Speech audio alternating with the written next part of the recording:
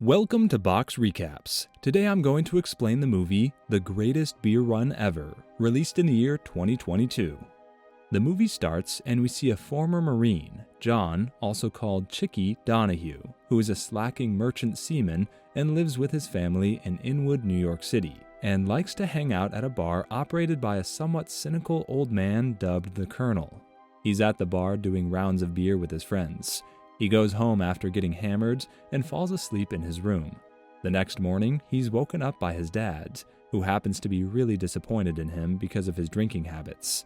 The father tells him to get ready for church, and the man begrudgingly says yes to it. When the family is having breakfast, they again talk about his drinking habits, and he yet again defends himself for being drunk, and relates it to his time in the Vietnam War as a merchant mariner. His dad seems sick of him. He talks about kicking him out of the house because he's sick and tired of his immature behavior toward life. His mother, however, does not like the idea of kicking him out of the house and berates his father for saying a thing like that. As they argue on the dinner table, Chicky's sister, named Christine, comes in the room crying. She goes on to tell them that their old friend, named Chikini, is dead in the Vietnam War. Christine strongly opposes the Vietnam War in contrast to Chicky and their father, who also formerly served. The father goes on to say that the man died in war, and his death brings honor to his family. Back at the bar, the colonel is heartbroken at hearing the news of the death of the soldier, and takes the flag outside to half-mast in honor of the fallen soldier. In the meantime, Chicky and some of his friends go on to talk about a movie they're watching on TV. The movie is about the ongoing Vietnam War. Colonel, however, does not like the idea of playing this movie for his customers. Chicky is very upset about the boy's death, and goes on to say that the boy was too young. He was taken to the battle too early, and then he just died in action. Chicky and friends attend his funeral and are informed that another close friend, Tommy Minogue, whom Chicky persuaded to join the draft, has gone missing in action. Upon hearing this news, Chicky gets really sad. He goes on to remember the good times spent with Tommy, as he recalls how both of them hung out together on New Year's Eve. After the funeral, Chicky and his friend Red find Christine in an anti-war demonstration, as the people go on to show their disappointment on the actions of the president. Chicky right away goes on to confront his sister, and the two siblings start to argue with the crowd watching them. Chicky and Red go on to point out that she's doing nothing but tainting Chickini's memories by protesting against the cause he died for. The protesters who are with his sister now get pissed, and they warn him, telling him to watch his tongue. Red then goes on to say shit to one of the protesters. The man does not talk kindly to Red, and goes on to punch the wind out of him. They get into a brief physical altercation with Chicky too, and the police arrive to break up the fight. He gets out of there, carrying Red on his shoulders. Back at the bar, Chicky and Red talk about how they could lift their serving friend's spirits. Chicky has an idea to go to South Vietnam himself and deliver his friends some beers. This is basically the idea of the colonel, but Chicky of course loves it too. The colonel goes on to say that he fully supports Chicky in this and gives him a big duffer bag for his journey. They then go on to celebrate this idea, feeling like they've come up with something out of the ordinary. But in fact, this is the most ingenious thing ever. The next day, Chicky appears to backtrack on this, but as Tommy's mother suggests Chicky take to her son a set of rosary beads if he finds him. He then goes home, and his family is of course not happy with him. They tell him that they've been receiving items from different people who have their loved ones in the war, and they have told the parents to give these items to Chicky since he's going on the front to meet the drafted boys of the town. They then go on to ask him how on earth is their confidence going to boost up by his beers. Chicky goes on to say that he's doing it because those people are his friends, adding that he's not going to stop even if none of his family members support him in this endeavor. When he's in his room later on, the door knocks and he finds Mrs. Minogue standing on the other side of the door, who gives him a set of rosary beads to give it to Collins. This motivates him further, and he decides to leave. He sets out on the trip against Christine's warnings. The next day, he goes to the International Unions of America headquarters. He sees a man there and goes on to ask him about the ships leaving for Vietnam. He's right on time because one of the ships is leaving within 3 hours, and they're yet to find an oiler. The former merchant mariner signs on to a ship sailing to Saigon with a duffel bag full of Pabst Blue Ribbon cans in search of military policeman Tommy Collins. When he is just about to leave in a taxi, Christine comes running to him and goes on to tell him that he's making a big mistake going there. He, however, tells his sister that he cares about the welfare of his buddies out there, adding that this is also a proof that he is more than capable of doing something other than getting drunk and talking crap in the bar. Chicky gets on the ship and goes on to play his role as an oiler as they sail on. After 2 months, they get to Saigon, and Chicky goes on to ask the man to let him off board just for 3 days because he has to find his stepbrother named Ricky. He claims that Ricky was one of the drafted soldiers. To garner more sympathy from the man in charge, Chicky goes on to say that Ricky is his brother, who he has not seen in God knows how long.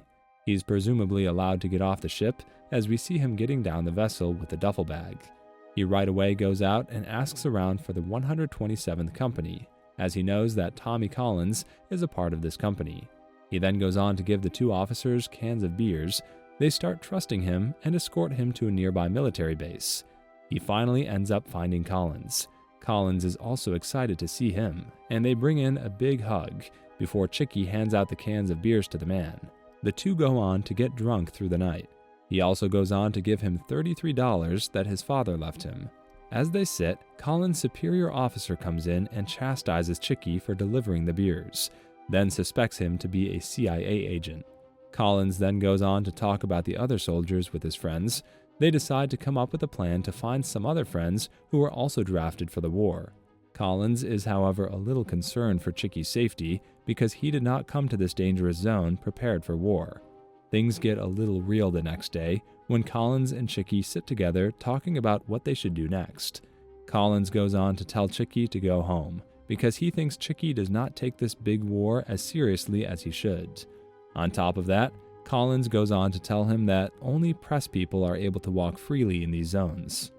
With guidance from a local named Hugh, Chicky stops at the Caravel Hotel, where he finds American and British reporters opposed to the war.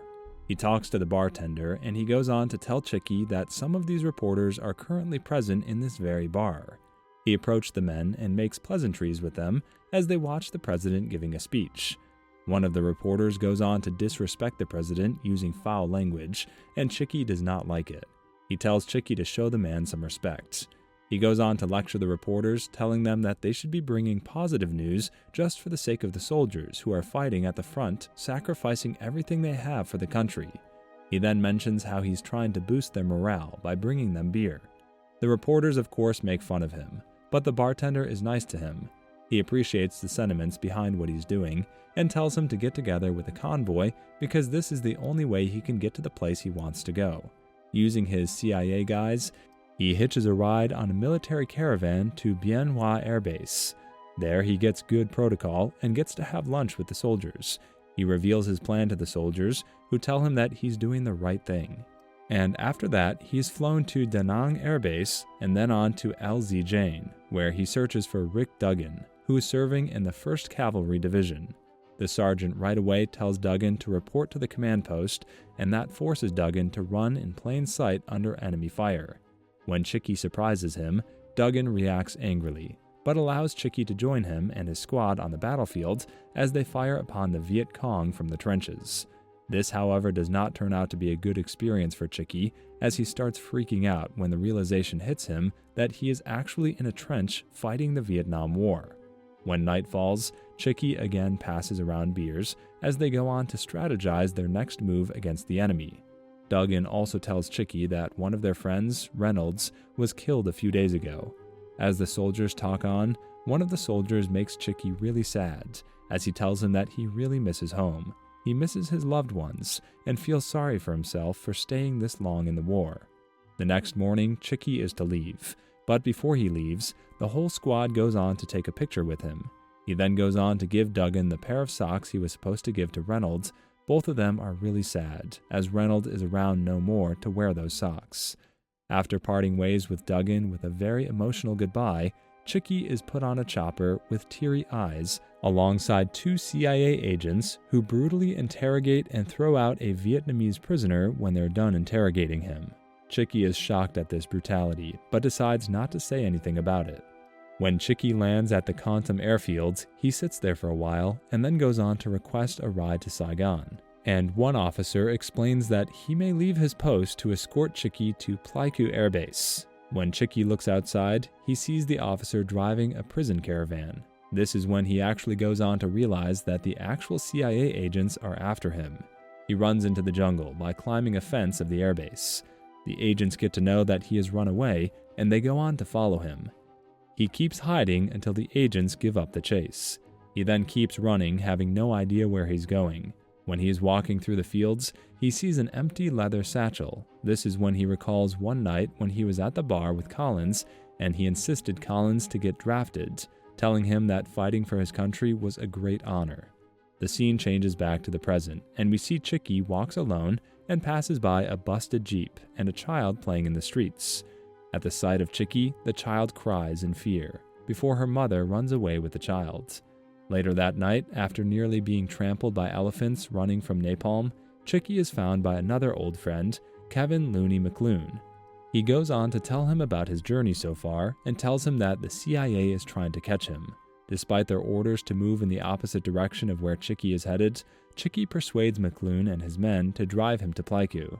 McClune then goes on to put Chicky on a chopper, and Chicky throws him his beer as the helicopter ascends. Chicky now decides to get back on his ship.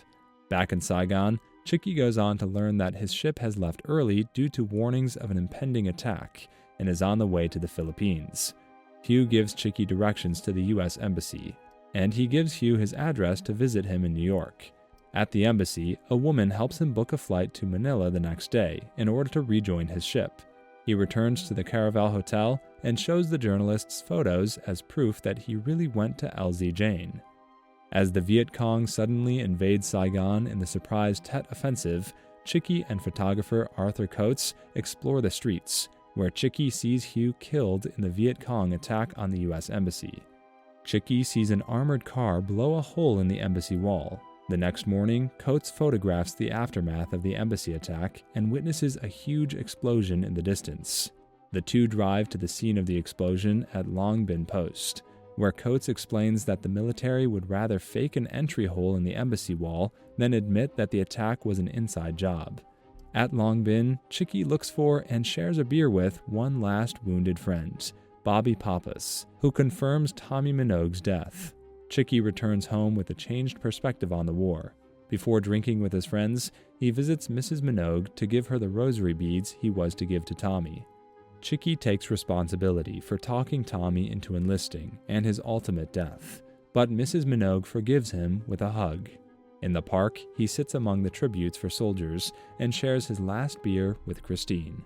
The epilogue reveals that Collins, Duggan, McClune, and Pappas all survived the war and returned home safely, while Chicky went on to have a long career with the New York City Sandhoggers Union.